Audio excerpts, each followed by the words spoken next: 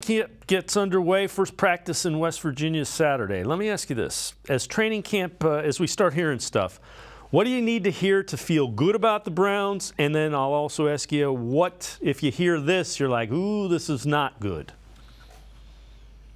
What I need to hear, at least on the offensive side of the ball, is that there's good communication going on between Kevin Stefanski and Deshaun Watson, because they are putting in pretty much a brand new offense, is what Deshaun Watson made it sound like when he spoke to the media last.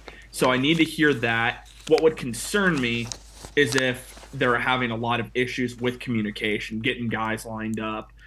Maybe another one, I don't know if we'll hear this, but a big thing when playing under a mobile quarterback is holding your blocks longer, receivers getting open off the scramble drill. I think that's another big one, so receivers not quitting on their routes.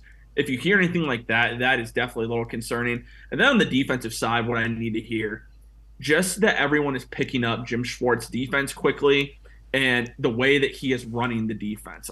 We heard Greg Newsome, Denzel Ward talk about it, how they're very encouraged by it. They really like what Jim Schwartz is doing. I need to hear more along those lines. Then the only thing I think I would be concerned with, at least on the defensive side of the ball, is some of the defensive tackles not really performing up to the standards that they need to. And I don't know if we're really going to hear much on that, but if we start hearing reports that outside Dalvin Tomlinson, defensive tackles aren't really looking that great in training camp, that's going to worry me, because the same thing happened last year and then the Browns got gashed on the ground. So those two things I would really watch for on the defensive side. Agree with you wholeheartedly.